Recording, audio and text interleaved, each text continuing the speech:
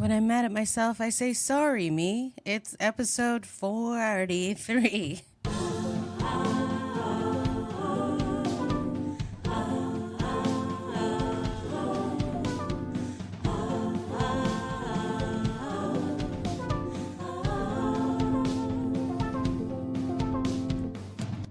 Hello, and welcome back to the Rena 100 Show, a show where I, Rena 100, talk about a theme every week that has been on my mind or hasn't. Maybe I just came up with it.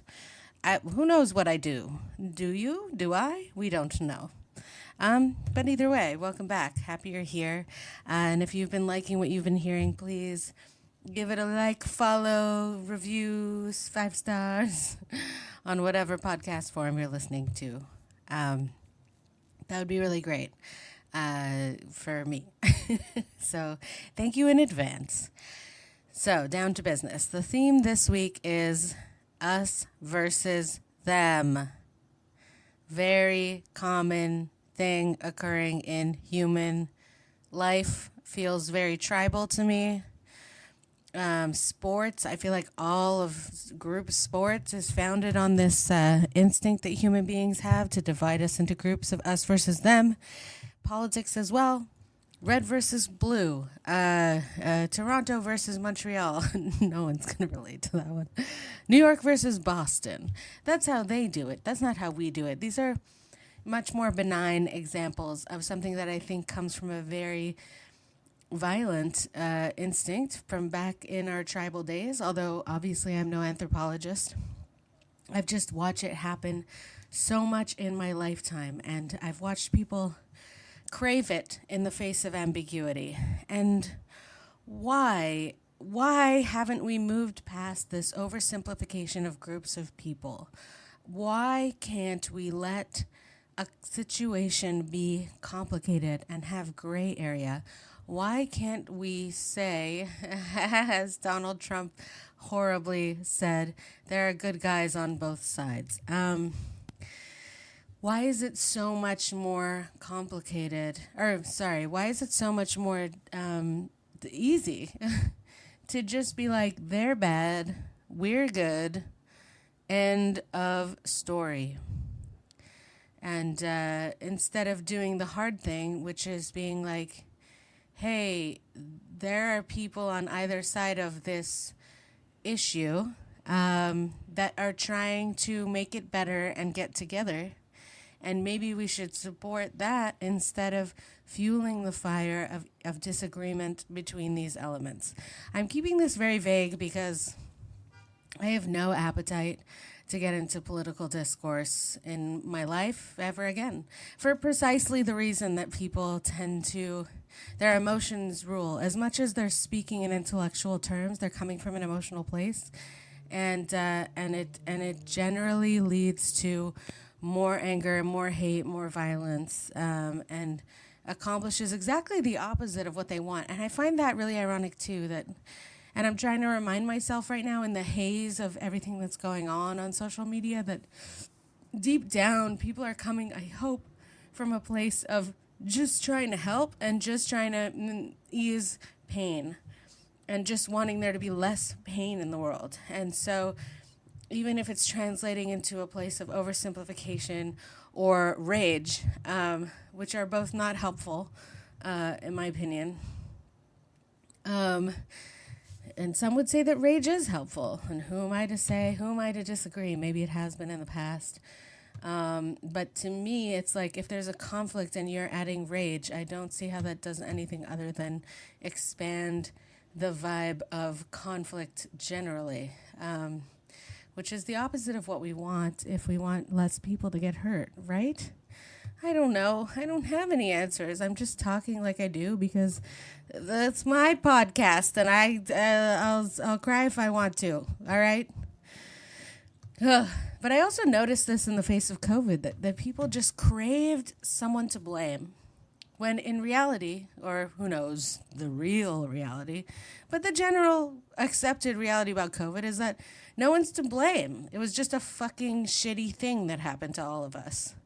And people wanted to blame. I mean, racists wanted to blame China. And a lot of us wanted to blame Donald Trump, but in the end, it was a virus.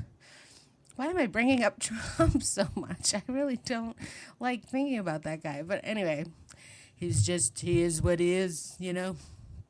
He's bigly. Okay, I gotta stop. But, you want to blame. Why do we want to blame right away?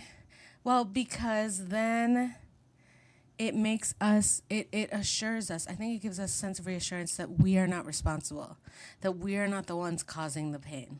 As long as they are bad and we are good, then we are not responsible for the pain. And it's misplaced guilt a lot of the time.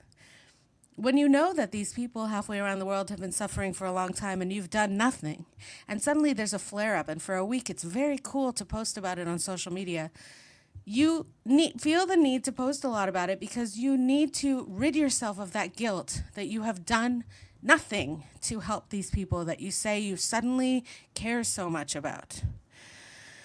Oh, yeah, I said getting angry isn't helpful, and I've already feeling myself doing that, but that's the easy thing. Getting angry is easy. Actually helping, that's what's hard. Actually looking into the face of the abyss, into all the gray elements that go into this, into the fact that every single person is a different person from every other person, and that they don't just amass easily into these groups of evil and good.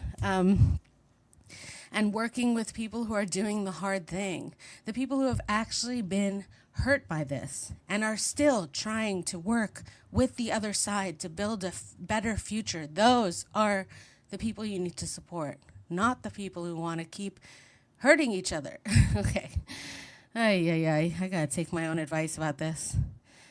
And yeah, and the people who are shouting the loudest on social media are the ones with the shortest term memory, aren't they?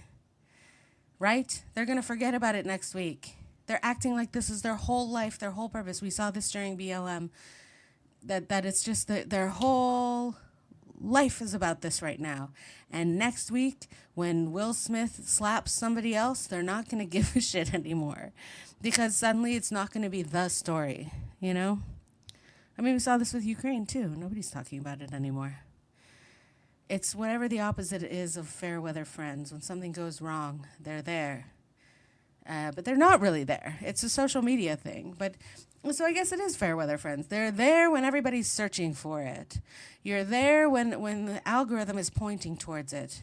And then suddenly when the algorithm takes its faceless, robotic, giant cyclops eye away from this issue, so shall you. And I just want people to remember that people are people. I heard one story on TikTok amid all the bloodshed and all the pain that has gone on, where there was one person who came into someone else's house, and that woman thought her and her children were threatened. And she was scared. And he said, "I'm not going to hurt you." And she was immediately relieved. And then he saw that she had bananas on her counter. And he asked her, "Can I have one of the bananas?" And she was like, "Sure, yeah, you can have one of the bananas." And then that was it. That was the whole confrontation between them. And that it's just everybody likes bananas, I don't know.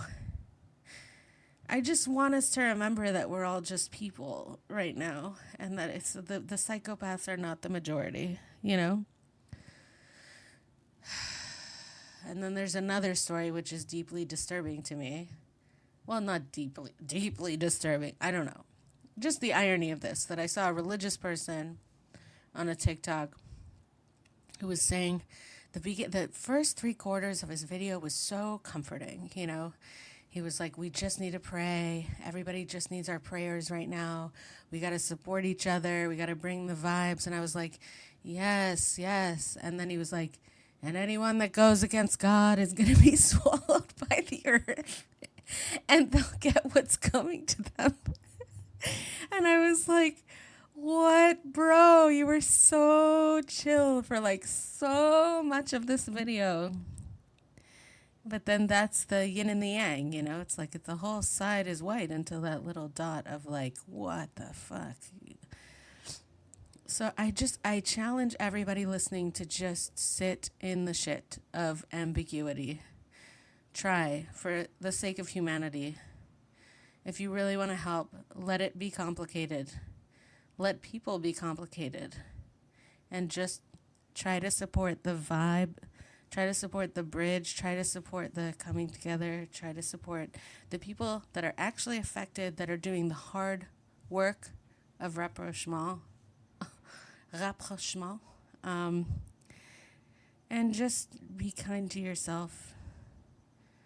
You're not responsible, and you don't need to take a side to know that. It's not your fault that all these crazy things are happening. All right. Well, that felt good for me. I hope it did for you. Have a good week.